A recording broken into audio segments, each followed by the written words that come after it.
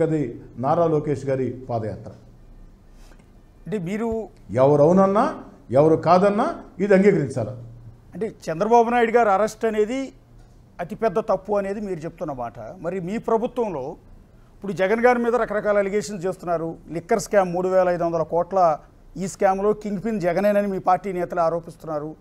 రేపు ఈ కేసులో జగన్ను మీరు అరెస్ట్ చేయొచ్చేమో కదా, లేదా ఆల్రెడీ ఆయన మీద సిబిఐ కేసులు ఉన్నాయి, ఆ బెయిల్ రద్దు కావచ్చేమో కదా.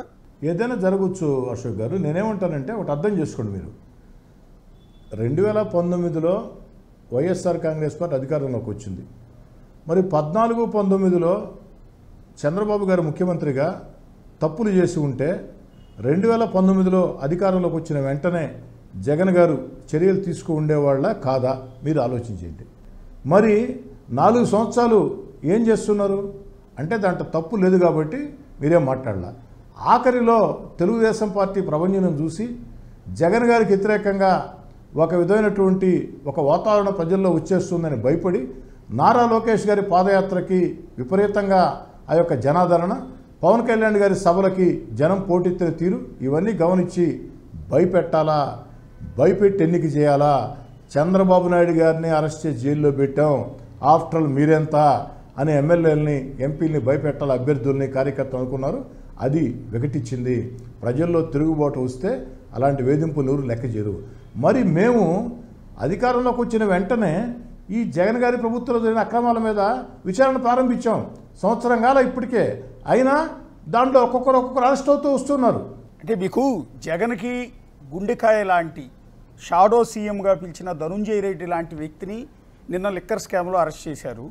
ఇక నెక్స్ట్ కింగ్ పిన్ జగనేనని ప్రచారం జరుగుతుంది. నేనేమంటున్నానంటే లిక్కర్ లాంటి కేసుల్లో జగన్ని మీరు అరెస్ట్ చేసినా, లేదా పాత అక్రమాస్తుల కేసులో సిబిఐ కేసులో బెయిల్ రద్దయ్యో లేకపోతే జడ్జిమెంట్ వచ్చో అది అక్కడ అరెస్ట్ అయ్యి మళ్ళీ జైలుకి వెళ్ళినా, ఏదైనా కూడా మళ్ళీ ఎంటైర్ జగన్కి సింపతి వెళ్తుందేమో కదా, మళ్ళీ మీకు వచ్చే ఎన్నికల్లో మీకు ఇబ్బంది కలగదా అంటున్నా.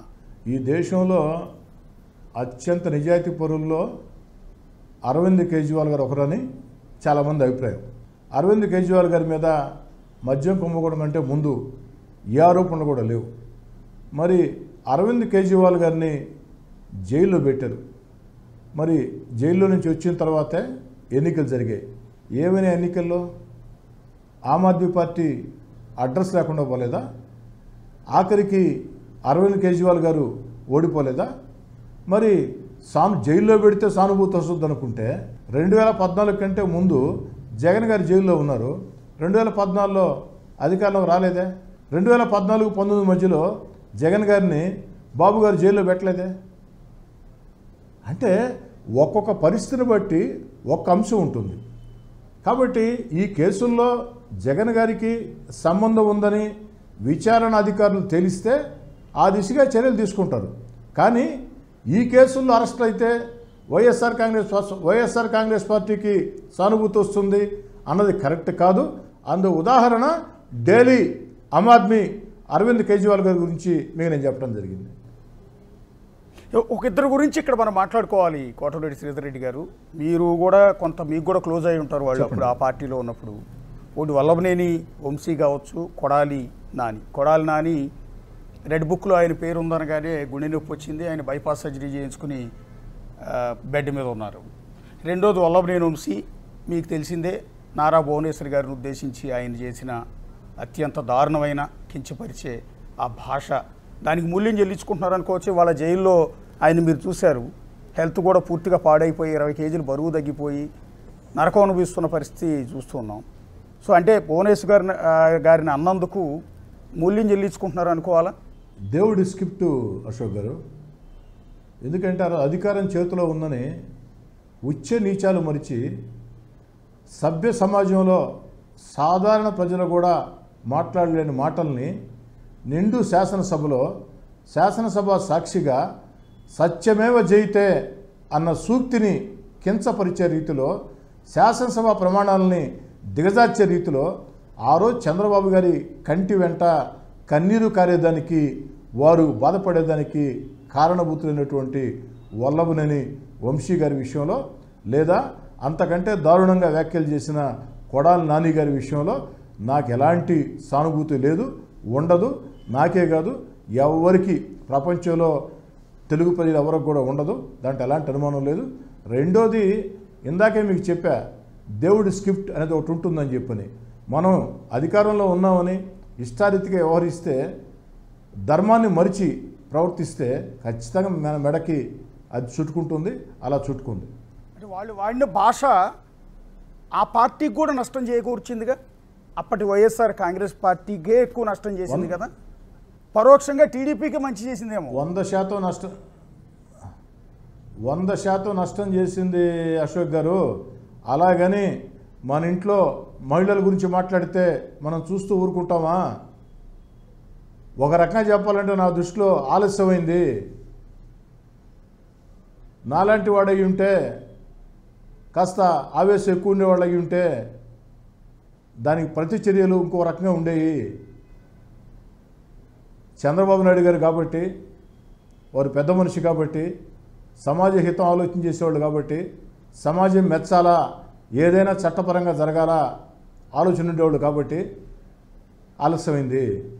అయితే అశోక్ గారు, ఈ వల్లభనేని వంశీ గారు మాట్లాడిన మాటలు కాదు, కొడాలి నాని గారు మాట్లాడిన మాటలు కాదు, జగన్ గారు మాట్లాడించిన మాటలు.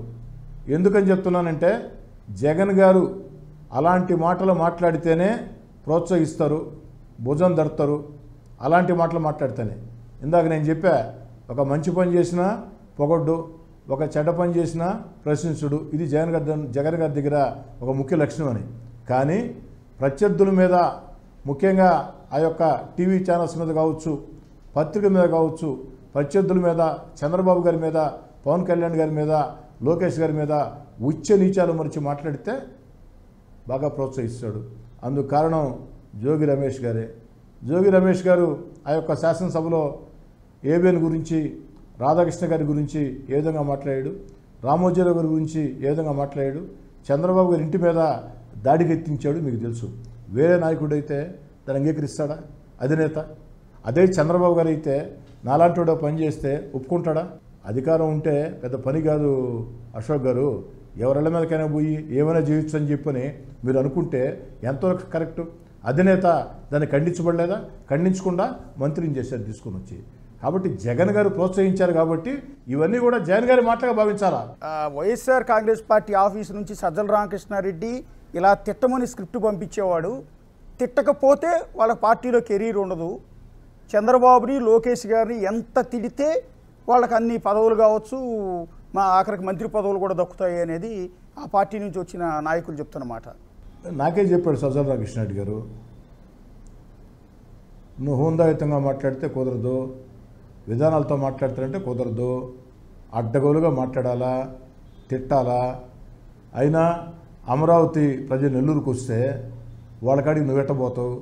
నేను వాళ్ళ కాడికి పోలేదన్నా, వరద ప్రాంతాలు ఆ దారిన పోతూ ఉన్నా వాళ్ళు వరదల్లో చిక్కుకుంటే మానవత్వంతో నేను పరామర్శించారంటే బాగినాలు అశోక్ గారు.